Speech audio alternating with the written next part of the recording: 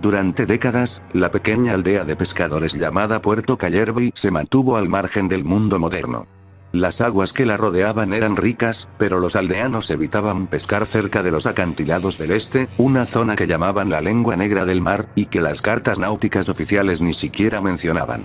Se decía que los que arrojaban redes allí regresaban con cosas que no deberían haber salido del agua, o no regresaban en absoluto. En agosto de 2025, una serie de temblores marinos azotó la costa. El mar retrocedió brevemente durante la madrugada, dejando al descubierto estructuras sumergidas que parecían parte de un templo tallado en piedra negra. Poco después, comenzaron a aparecer criaturas muertas varadas en la playa, algunas reconocibles como especies abisales, otras, indescriptibles. El Instituto Oceanográfico de Santiago envió un equipo para investigar. Entre ellos estaba Luis Arancibia, un biólogo marino con años de experiencia, pero sin preparación para lo que hallaría allí. Luis vestía un traje protector amarillo, no por los riesgos biológicos, sino por el hedor tóxico que parecía emanar de las criaturas varadas.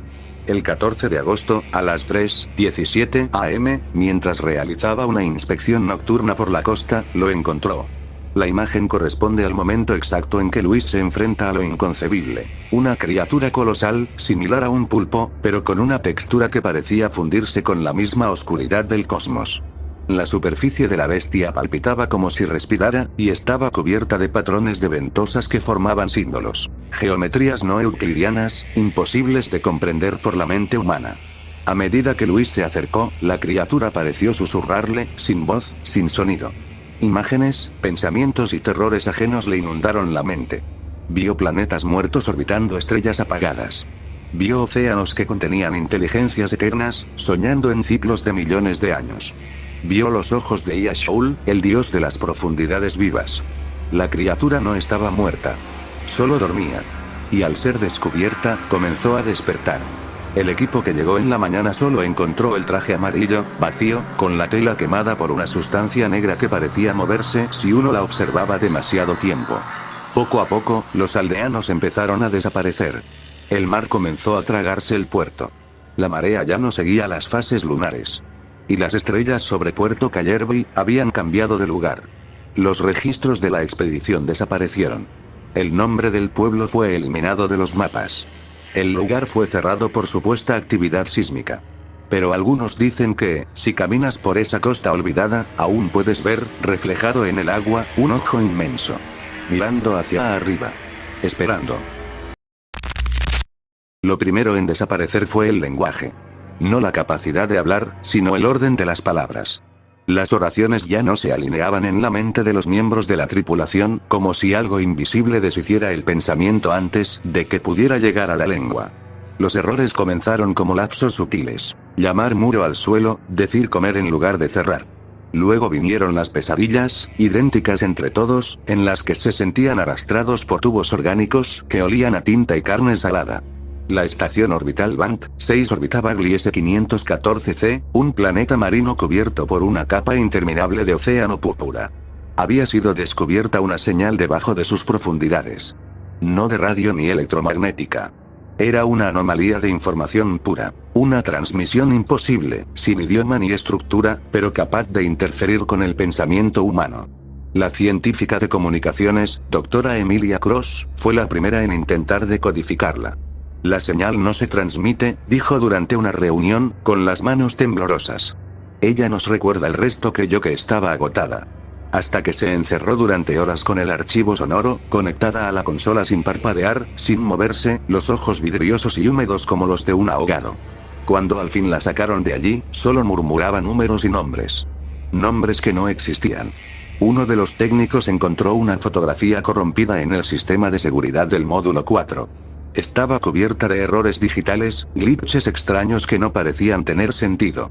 Pero debajo de todo el ruido visual, algo era reconocible. Un ser, similar a un pulpo, saliendo de un umbral oscuro, con tentáculos que no solo se movían, sino que se repetían en fractales, como si cada ventosa contuviera un universo entero replicándose.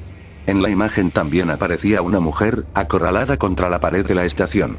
Su rostro distorsionado de puro terror, como si no solo viera a la criatura, sino también lo que venía con ella. Esa imagen fue archivada como un error de cámara. Pero todos los que la vieron sufrieron pérdidas de memoria, lapsos de identidad, y colapsos mentales. Algunos intentaron arrancarse los ojos con cucharas. Emilia fue la última cuerda en romperse. Hablaba de una inteligencia antigua, una entidad submarina no en el planeta, sino debajo de la realidad misma. Ella la llamó Acturtal, el optante que vive entre las frecuencias. Decía que esa criatura no se comunica con palabras, sino que infecta el lenguaje mismo. Que reordena los símbolos dentro del cerebro hasta que el pensamiento se corrompe como un archivo dañado. No es que quiera hablarnos. Quiere pensarse a través de nosotros. La estación dejó de responder a los 43 días del hallazgo. Lo último que se recuperó de sus sistemas fue un video de vigilancia, un módulo, alarmas destrozadas, niebla colándose desde un respiradero, y una forma masiva, imposible, rompiendo la física del espacio cerrado. Un rostro blando, un cráneo cefalópodo deslizándose en lo imposible. Tentáculos saliendo desde múltiples ángulos a la vez. El clip dura 7 segundos. Los analistas que lo vieron perdieron la capacidad de leer en cualquier idioma. Hoy, esa imagen todavía existe, fragmentada, como un JPG fallido flotando en servidores abandonados, enterrada en bases de datos que ya nadie administra. Y si alguna vez la encuentras por accidente, si ves esa figura emergiendo, las ventosas, el rostro congelado del terror, no intentes entenderla. Porque cada vez que alguien la interpreta, Acturtal recuerda quién es. Y dónde está. Y lo más importante, cómo volver. La doctora Ana Lucía Ferrer no era supersticiosa. Su trabajo como arqueóloga y especialista en simbología mesoamericana la había llevado a excavar tumbas olvidadas, a estudiar códices que hablaban de mundos subterráneos y de seres que vivían más allá del tiempo. Siempre supo separar el mito del hecho. Hasta que comenzó a soñar. Fue una semana antes de viajar a Oaxaca, cuando el Instituto Nacional de Antropología la envió a investigar una cámara recién descubierta en una mina, cerrada desde los años 70. Soñó con un campo seco, con el pasto dorado meciéndose bajo un cielo blanco y sucio. En medio del campo había un niño de espaldas, inmóvil, como petrificado. Frente a él, surgida de la nada, estaba la cosa. No tenía forma fija. Era un cúmulo de carne suave y palpitante, como si flotara entre planos, vibrando fuera del foco del entendimiento humano. Pero lo que la detenía, lo que la dejaba sin aire incluso en sueños, eran los ojos. Decenas. Tal vez cientos. Algunos abiertos, otros a medio cerrar, otros más negros como vacíos. Ojos enormes que no pestañeaban. Ojos que no la miraban directamente, pero que igual sabían que ella estaba ahí. Al despertar, Ana supo que no era una pesadilla común. Sintió una presencia. No la sensación de haber visto algo, sino la certeza absoluta de haber sido vista. No dijo nada al equipo cuando llegó a la mina. El calor era seco, y el acceso al túnel, peligroso. Los ingenieros habían encontrado la cámara durante un sondeo accidental. Un espacio cerrado por bloques de piedra tallados a mano, oculto más allá del último nivel. Dentro, sin ventilación ni luz, hallaron un muro cubierto de grabados. Pero no eran mayas, ni zapotecas, ni mixtecos. Eran otra cosa. El centro del mural estaba dominado por una figura imposible, un ente compuesto únicamente por ojos. Ana sintió una punzada en el estómago al verlo, idéntico al que la observaba en sueños. Bajo la figura, apenas visible, había una inscripción en una lengua híbrida, parecida a la zapoteca. Él ve a través del sueño. Él no olvida. En los días siguientes, otros miembros del equipo comenzaron a reportar sueños similares. Algunos no decían nada, pero se les notaba el cambio. Ojeras profundas. Parpadeos erráticos. Silencios largos, como si estuvieran escuchando algo. Uno de los topógrafos fue encontrado dormido en el borde del campo cercano, de pie, con los ojos abiertos. No reaccionaba. Solo murmuraba en un idioma que nadie reconocía. La doctora intentó mantener la calma, aferrándose a la razón.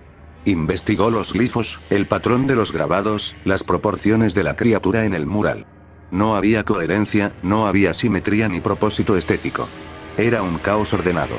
Como si la imagen no estuviera hecha para ser comprendida, sino para ser impuesta.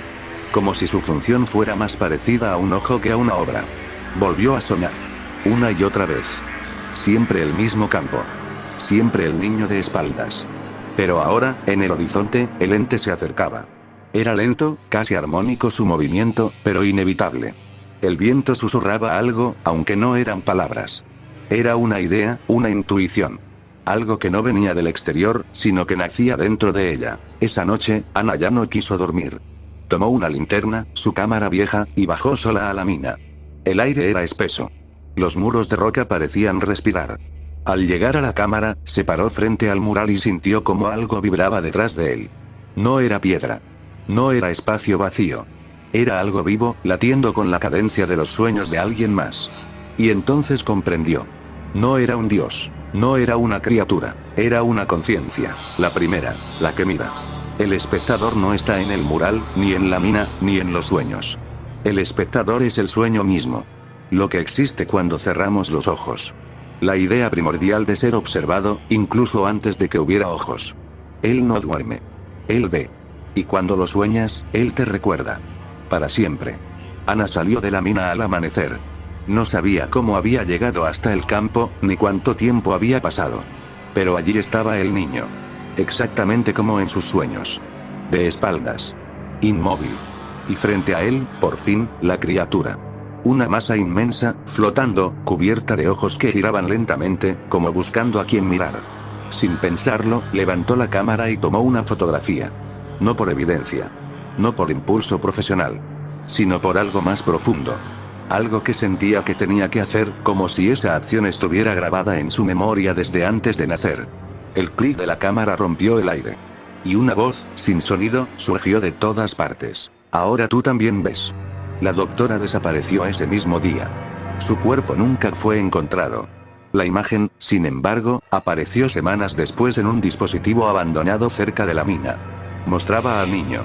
Mostraba al ente. Borrosa, como si fuera un recuerdo lejano, pero imposible de ignorar. Algunos la han visto. Algunos la han soñado. Y cada vez que alguien la observa, algo observa de vuelta.